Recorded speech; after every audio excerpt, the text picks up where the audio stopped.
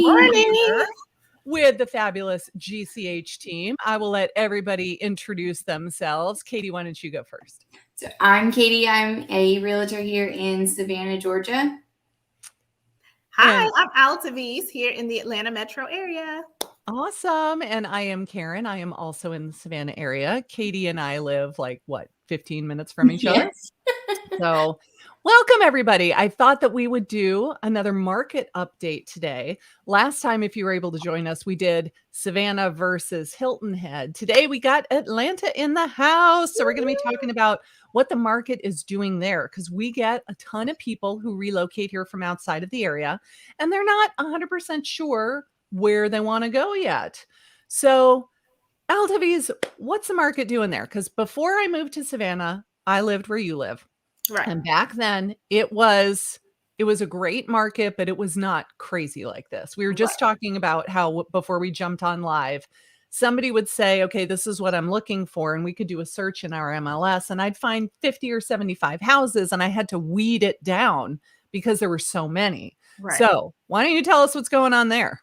Well, this market has been ridiculously crazy. And from what I'm hearing from other realtors in other areas that I know, other cities, it's been similar in other areas, like, for instance, Miami, San Francisco, and New York. But honestly, it's been a crazy seller's market for the last, I want to say, year now. But stuff really hit the fan around May, I want to say, late April, early May. When I was representing buyers all summer, honestly, because the inventory was so low, each property had about a minimum of 40 offers. So what happened was, because there was so much competition, that pushed. I'm sorry, hold on. 40 offers. Yes. On a single property. Wow. It's been ridiculous. And what that has done it's pushed the values up.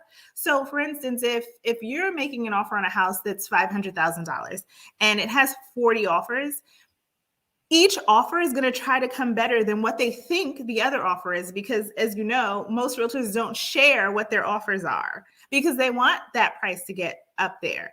And so you're offering what you think is more than what the next offer is. So if you have 40 offers that keep offering more and more and more, it's going to push that price up. So all summer long, the values have been pushed up. I've had clients, offer on a house that's $500,000, offer $570,000, offer $580,000, and still lose out. So that's one challenge. Another thing that has caused is now people have to kind of just abandon all contingencies, right? So in a normal market, you may want to ask for, a termite bond or a home warranty or some closing costs. But at this point in time in this Atlanta market, there's nothing. Sellers are not giving you anything. No closing costs, no home warranty, nothing. So my offers are so bare. They're literally like, take my blood, take my firstborn, and please give me this house. Like, that's it. So my offers, I'm writing offers and they're just very quick offers because it's just offer price, closing date, and my firstborn. So this is a really good thing to bring up, because back in the day when it was more of a buyer's market, people were able to buy a house with a lot less money out of pocket because the sellers were kicking in for a lot of stuff. So what you're saying is you need to have not only your down payment, you need to have 100% of your closing costs and not expect the seller is going to give you any. Pay for your own home warranty, which is usually between $450 and $550. Yeah. Pay for the termite bond. How much is a termite bond in your area? Is like $600? Yeah, about that. Anywhere between like $500 and $650. Okay. Yeah. And another thing is sellers, and I don't know where they're getting this information from. I don't know if their agents are pumping them up because it's a seller's market, but they're also expecting that you're going to pay the difference between the listing price and the appraisal price if it doesn't appraise for the listing price. So for instance, and every seller is expecting it at this point. So as a buyer now, you have to have 100% of your closing costs plus another, say, 10, 20,000 to cover any difference between listing price and appraisal price, which is so awful. I mean, it has been, I honestly feel like it is so unethical and just not nice I think that sellers at this point, they've become so inflated that they forget that there are real people attached to these offers. There's real families on the other end of these offers. And to say, I'm going to list my house for 500,000, and if it appraises for 485, I still want you to pay 500,000. It's just not nice. I know exactly what you mean. And then they forget that when they sell this house, they're going to be the buyer on the next Right. house. And then Yeah. that's going to happen to them. And they're like, what? You want me to pay the difference in the appraisal? It's like, yeah, remember what just happened? Yeah. So, and that's a good thing to bring up because, Katie, what happens if the appraisal comes in low? What does the buyer have to do? Like, what are their options? So for here, I know, like the buyer can choose to pay the difference. They can negotiate with the seller on coming to meet the difference of the property. But it's super important to be prepared that, especially if you're offering above the listing price, that you're prepared that the seller is confident, especially when they have multiple offers, that if you choose to back out because you don't have the funds, that somebody else is going to come in right behind you. So it's really important to make sure that you're prepared and understand that even though the comps show that it may be priced well, because properties are selling right now at a good price, it doesn't mean that the appraiser isn't going to step in and say that its value in their eyes isn't the same. So I think it's important to know they can choose to pay the difference. They can choose to try and negotiate, but just be prepared that there's a chance that the seller is not going to want to negotiate with you. See, and here in the Atlanta market, they won't negotiate with you. So I have to tell the buyers, you have to be prepared to pay the difference if you want the house. Because there are 40 offers, they don't need to give you anything. If you say, oh, I can't pay the difference, and you cancel, they don't care because they have 39 other offers to choose from.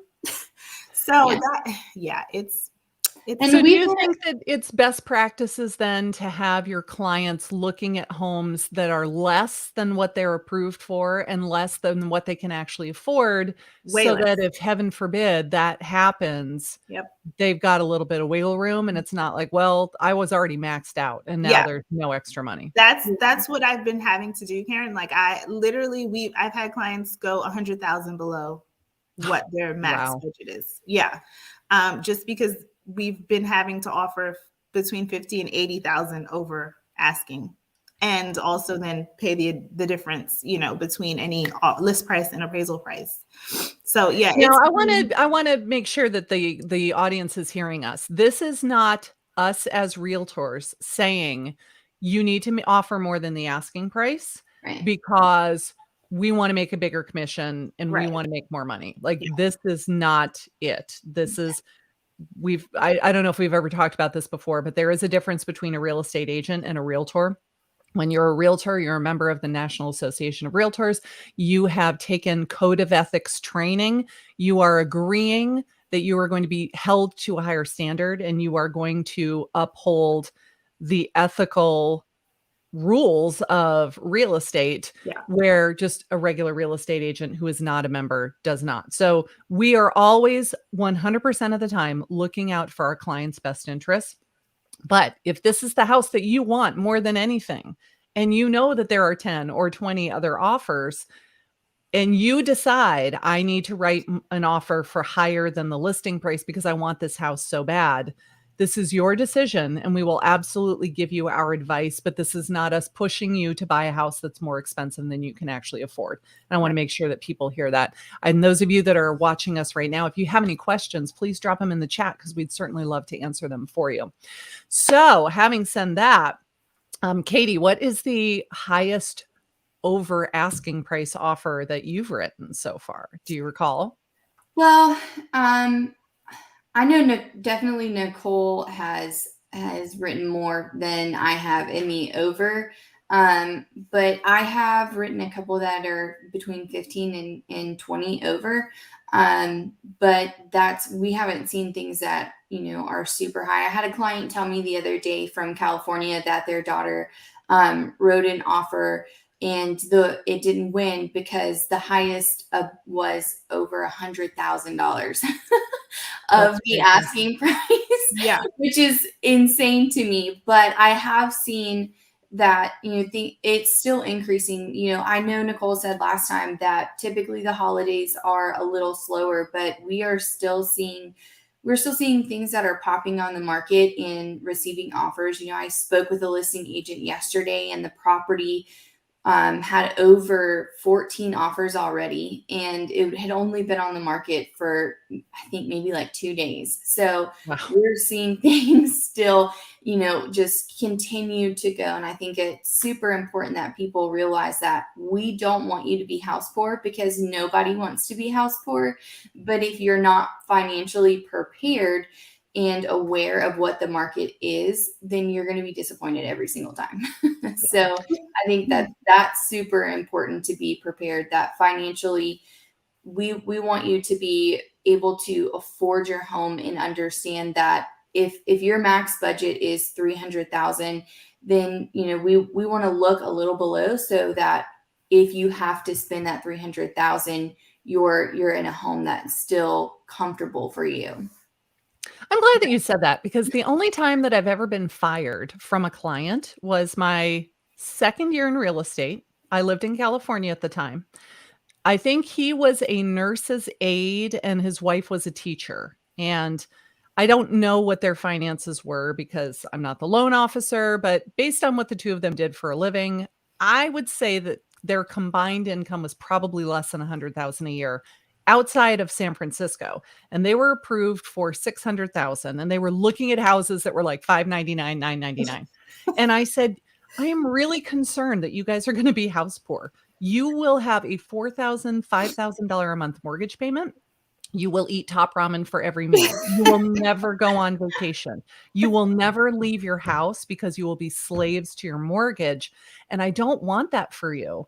And the husband was very offended and took that as me like questioning his masculinity and his ability to provide for his family. So maybe I didn't phrase it as well as I should have, but he was highly offended. He fired me. He called my broker and told her what I said. And I was like, so they found another agent. They bought that house that I had shown them. And a year later, the bank foreclosed on them. So I was like, I don't say this because like I'm probably the worst salesperson in the whole world. Like, don't buy the more expensive thing, buy the cheaper thing, because we don't want that to happen. We do not want to see 2008, 9, 10 happen again. Absolutely. Especially not to our clients.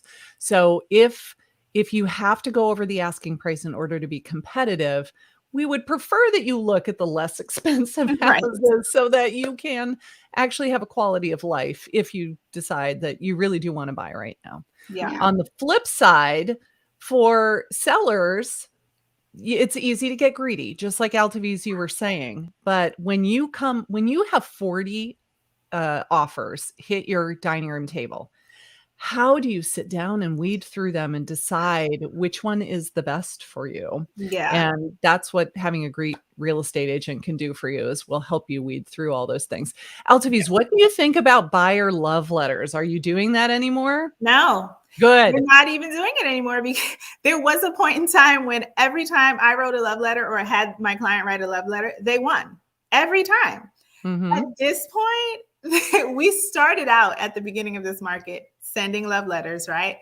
I actually had a listing agent send everyone an email that they received an offer from and said, hey, we need your highest MS by this date, this time. Please, no love letters. We are not into it. I'm like, what? And then so from there, it just kind of went downhill. Everyone started saying no love letters and putting in the private remarks, please, no love letters. So at this point, it doesn't even make sense, because no one even cares. Yeah. Well, and the other thing that I've heard, so I recently had to take my code of ethics training, because we have to do that every couple of years. And the instructor had said, unfortunately, we do not want to discriminate against anyone based on their heritage, their color, their national origin, any of that stuff. And if you write this love letter where you say, my husband and I, and we've got 3 kids. Now you're disclosing your familial status, which is a protected class. Yep. And then you include a photo, and now they know your race and all this kind of stuff. Right. Like, We don't want to encourage anybody to inadvertently discriminate based on any of these protected classes. Right. So they're saying, like, don't write these buyer love letters anymore because Yeah. there's just, you don't want to take the chance that that was the Yeah. reason that your offer was denied. Which it's pretty sad. And I mean, and I get it. However, when I encourage my clients to write letters, I encourage them just to write more about how they feel about the home Yeah. versus who they are and what they do and what their race is and, you know, all Yep. those things, what kind of associations you belong to. Don't do any of that. Just write about how much you love the home and how you can see yourself living there in the next 30 years. So that I tried to make sure that it wasn't generic, but it was just more about the home. Yep. To kind of avoid those things. But people can find anything to discriminate against. So in that respect, I guess it kind of makes sense to maybe maybe not.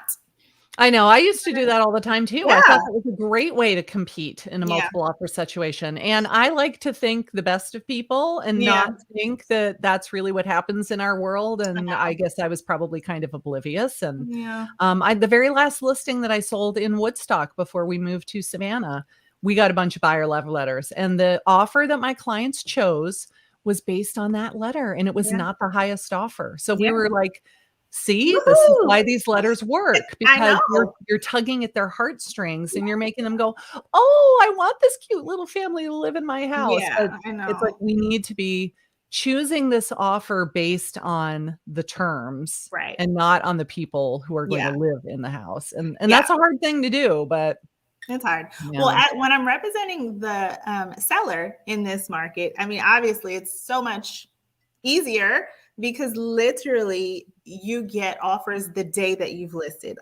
The last home I listed, we got 5 offers that same day. Wow. And ended up getting a total of 15 offers.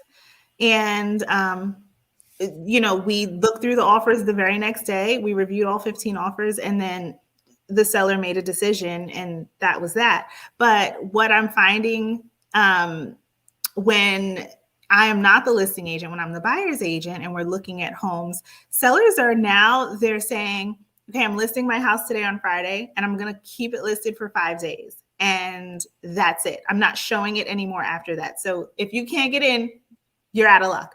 And that's another thing that we've been running up against. Like they're putting their homes on the market just for particular windows. And if people can't get in to see them, they can't compete. But the sellers don't care because they already have their 15 offers in the first 2 days. And so they're like, oh, we're done. And, I can understand it from the seller's point because having to allow all those showings, I know. it's a pain, right? It's a pain. You have to just pretty much vacate your house for the whole day. Right, And you got to right. take the baby and take Yep. the dog. You got to clean like a crazy person I and know. then get out and not come back until 8:00 at night because you know. just have appointment after appointment after. And so I get it. Like Yeah. they're drained after doing this. So I it's know. like 5 days. That's all you're going to get. I remember when we sold our house in Atlanta, we went on vacation. We put our house on the market on Thursday night and we went to Savannah and we stayed with my parents for a week. Yeah. Because that way I didn't have to be there and I didn't Yeah. have to keep cleaning and I didn't have to keep leaving That's with true. the dog. Yeah. Yeah. So And we that's see nice too little tip. that, sometimes the sellers or the listing agents will put it as coming soon for several days. Like I have a client who wants to see a property, but it's not active until the 16th. And today is the 6th or the 7th. So it's been coming soon since the 2nd. gosh. And they only put one photo. And sometimes it's funny because, clients are like, I really want to see this home. It's in perfect location. I know it's only one photo. So we rush to book it the day it becomes active. And then we walk in the property and it's a mess. Yeah. So it's sometimes it's that anticipation that, they know people are wanting to buy. Yeah. So they have this one photo that makes it look glorious. And then you walk in and it's crazy. So, that's part of it too. So I think that the sellers still have the biggest advantage, and buyers, trusting your agent that they're going to do some research first and making sure, that you can't write, obviously we don't write the letters here. I've seen a lot of people in the MLS putting that no love letters, please. And so I try to always tell my clients that because we can't do that, it's important to try and meet seller needs in a different way. So, when would they like to close? Are there any things in particular that, would appeal to the seller, such as, no termite bond or home warranty, like those types of things, even though we're having to leave those contingencies out, still asking the listing agent,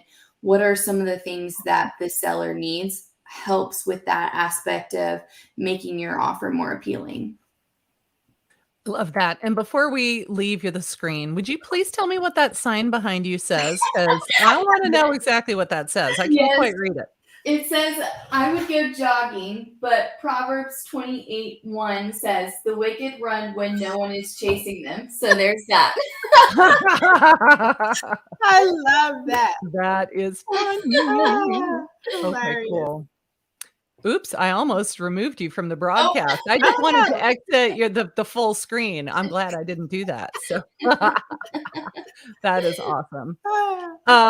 So let's talk about the criteria that we put into our MLS to find homes for our clients, because every MLS is different and every MLS has different fields that you can search for.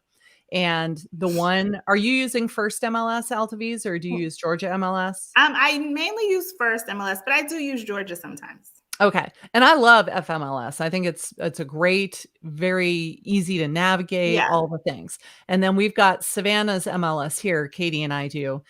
And the fields that we can search on are different, and they're not all required. So Katie, you and I have been talking about this a lot in the past week. Tell people exactly what that means in real life for them. So the most important things, that are mainly searchable for criteria is definitely whether you're looking for, a stick-built home or a condominium or, a townhouse. And what does stick-built mean? Because that is only specific to Savannah. I've never seen that anywhere else. So it is a single-family home. So it's just basically the house itself is a stick-built home. So is it on stilts? Do it? Is that on stilts? No, it means not a manufactured home. Yeah. It means it's like framed with wood. It is a stick-built home. But I was like, what? Yeah. Like, I've never heard that term anywhere else that I've lived. Yes. And then, obviously your price range and how many rooms you want. There's the criteria for garage or HOAs and, communities, and there's bathrooms, stories in a property, year built, square footage, acreage. Those are the main criterias. And the more criteria that you put in, the less things that are going to come through your portal, because it's only going to generate specifically what you're asking for. So you might want a 3-bedroom house, but a property may list as 4 bedrooms, but it's actually 3 with a bonus room. And so it's important that when we enter the criteria that we don't just limit it so much that you're missing opportunities. We want you to be able to see as much as possible. And, especially with the price range, I always ask my clients, what is your max budget? Not just because we want the top dollar, like we were talking about earlier, but because if we're able to put in your max budget, it may be able to generate more properties that have been sitting on the market longer. And so there may be options with that, with reduced pricing or having more of a chance of not having to fight in a bidding war, or with it being fresh on the market. Like Nicole has talked about before, it's so important to recognize that if it's been on the property longer, sometimes you have more room to move. And knowing whether you prefer to have a square footage amount or a certain amount of bedrooms, that's super important. But with interior ideas such as, bathrooms, like having double vanities or, having a shower and a tub, The bathroom being, large, or a huge open closet, or a open space concept. Those are things that we can't enter into the criteria. And not only that, some of those fields they don't exist, so we can't search on them. But when we put a listing into the MLS, so I get a new property and I'm entering all that information, it is 6 pages of fields, and they're not all required. And so an agent's typing along and they're like, oh my gosh, I've been doing this for an hour already and I'm only halfway through. They stop filling out anything that's not required because it just is very, very time consuming. Yeah. And so if you say, I have to have a composition roof, I do not want a tile roof, I do not want a whatever other type of metal roof, like I only want this, but that was not a required field. And so the agent did not fill it out. Yeah. You're not going to see that house Yeah. because you said, I only want the ones where they've checked the box for a comp roof. Yeah. So if we narrow that criteria down too much, just like Katie said, you are not going to see enough houses. And then you get frustrated because you're like, really only 2 houses are available for me? Well, actually there were more, but because we limited ourselves so much with what we put into our search criteria. Right. Yeah. Same thing happened for you, Altavis? Oh, yeah. And most recently, I'm currently working with a seller who needs to buy, which is in this market is so challenging because we can't list because they have nowhere to live. So we're looking for a home for them. And his criteria has been so specific. He doesn't want anything that's, older than 2016. And he wants only a certain square footage, and he wants, a bonus room and all these things. And at first I filtered down, and literally they were maybe getting one home pop into their portal every few days. And so I convinced him to let go of those criteria, especially now in this market. Inventory is so tight. You want to see everything that's on the market because maybe there are some things that once you see the home, you change your mind. Maybe it doesn't have a bonus room, but maybe there's a basement instead. Or maybe it's 6 years old instead of 5 years old. Exactly. That makes that big of a difference. Right. Mm-hmm. Or maybe it's, 4,000 square feet instead of, 4,050 square feet. So there's, I've been trying to explain to them that the more criteria or the more things that you filter on, the less properties that you'll see. And so now that we've relaxed those criteria, we are getting more properties in their, in their price range and homes that they're actually liking. So at this point now, it's just a matter of winning the home against all the other offers. Love it. And that's where we come in because we have a lot of experience doing this for our clients. We absolutely represent sellers as well, but our area of expertise is helping people relocate into the area who are unfamiliar with where they're going.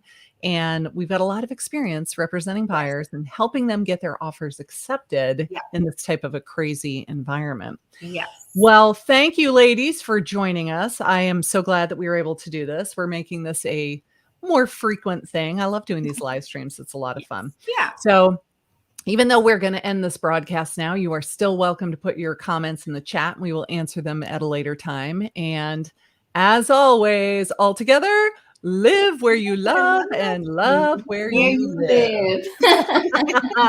Thanks, everybody. Very happy holidays to you all. And we will see you on the next broadcast. Bye, everybody. Bye.